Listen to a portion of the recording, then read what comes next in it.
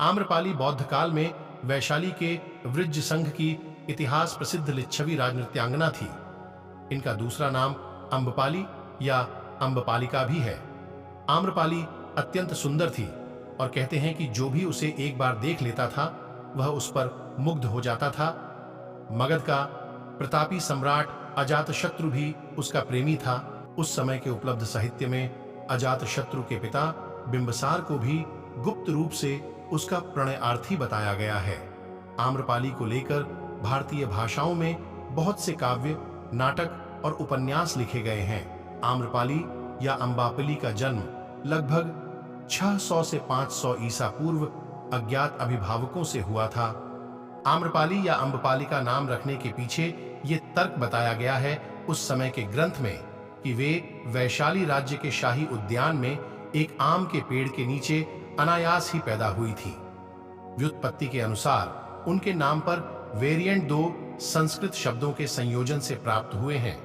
अमरा, जिसका अर्थ है आम, और पल्लवा, जिसका अर्थ है युवा पत्ते या स्प्राउट्स। आम्रपाली को लेकर भारतीय भाषाओं में बहुत से काव्य, नाटक और उपन्यास लिखे गए हैं। इसमें संदेह नहीं कि अम्बपाली ऐतिहासिक स्त्री थी, यद्यपि कथा के चमत्कारों ने उसे असाधारण बना दिया था। संभवतः वह अभिजात कुलीना थी और इतनी सुंदर थी कि लिच्छवियों की परंपरा के अनुसार उसके पिता को उसे सर्वभोग्या बनाना पड़ा। आम्रपाली की सुंदरता ने उसे लिच्छवी राज्य की राजनृत्यांगना बना दिया था। उस समय राजनृत्यांगना गौरवपूर्ण और सम्मानित माना जाता था। साधारण जन तो उस तक पहुंच भी नहीं सकते थे।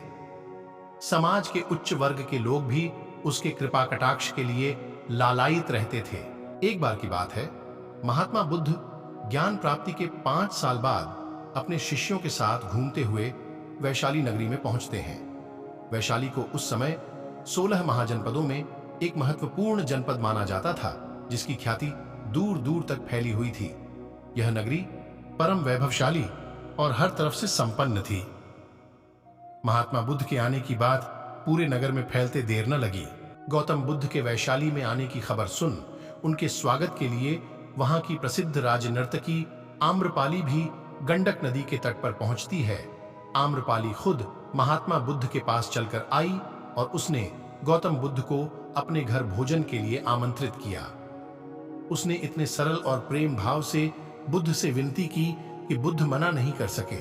गौतम बुद्ध ने जब आम्रपाली का आमंत्रण स्वीकार किया और यह बात जब उनके शिष्यों को पता चली कि महात्मा बुद्ध ने एक गणिका का आमंत्रण स्वीकार किया है, तो सबने इसका विरोध किया। महात्मा बुद्ध ने बड़ी सरलता से अपने शिष्यों से कहा, मैंने तो उसकी प्रेम भावना देखी है।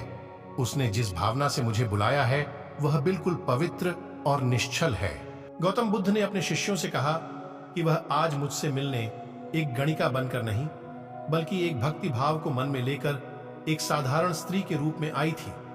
फिर भला मैं कैसे उसका आमंत्रण स्वीकार न करता, वह चाहे एक गणिका हो या फिर कोई सन्यासी। और अगर मैं उसके भक्ति भाव वो उसके आमंत्रण का तिरस्कार कर देता तो उसे अपने आप से घृणा होती। इधर आम्रपाली बुद्ध को आमंत्रित करके अपने घर आकर पहले से ही भोजन की सारी व्यवस्था करके बुद्ध के आने की राह देख रही थी। तभी मन में यह विचार भी आ रहा था कि कहीं बुद्ध अपनी बात से मुकर न जाए। इतने बड़े सन्यासी भला क्यों एक वेश्या के बुलाने पर उसके घर आकर भोजन करेंगे। परंतु जैसे ही आम्रपाली ने बुद्ध को अपने घर आते देखा, उसकी प्रसन्नता का ठिकाना न रहा। वह दौड़कर दरवाजे पर गई और उनका स्वागत किया। खुद अपने हाथों से भोजन परोसा और उनकी आवभगत की। महात्मा बुद्ध के शिष्यों ने, जो उनके साथ आए थे, जब एक गणिका को, जिसकी सुंदरता के कायल खुद सम्राट बिंबसार से लेकर अजातशत्रु थे, पूरी वैशाली जिसकी एक झलक पाने के लिए तरसती थी, आम्रपाली ने गौतम बुद्ध व उनके शिष्यों का भव्य सत्कार किया। एक सन्यासी के लिए ऐसा व्यवहार करते देख बुद्ध के शिष्यों के मन में अपने गुरु के लिए सम्मान और ज्यादा बढ़ गया। आम्रपाली ने महात्मा बुद्ध के व्यक्तित्व के बारे में जैसा सुना था, उनसे मिलने के बाद वह उससे ज्यादा प्रभावित हुई और उसी समय वह बुद्ध की शरण में चली गई। आम्रपाली बुद्ध के प्रभाव में आकर उनकी शिष्या बन गई और उसने अनेक प्रकार के दान से बौद्ध संघ का महत उपकार किया और उसने अपनी सारी संपत्ति बौद्ध मठ के नाम करके आजीवन भिक्षुणी बन गई। गौतम बुद्ध के अनुयायी धम्म संघ के सदस्य कहलाते थे। धम्म संघ में पहले भिक्षुणियां नहीं ली जाती थीं।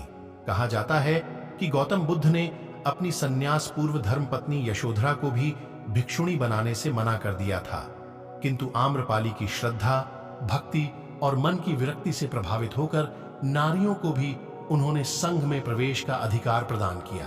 इसी प्रकार आम्रपाली वो पहली महिला थी जो गौतम बुद्ध के धम्म संघ की पहली महिला भिक्षुणी बनी। आज भी गौतम बुद्ध के जीवनी की वो कहानियां हैं जो हर इंसान को बराबर की दृष्टि से देखने के संदर्भ में प्रासंगिक हैं।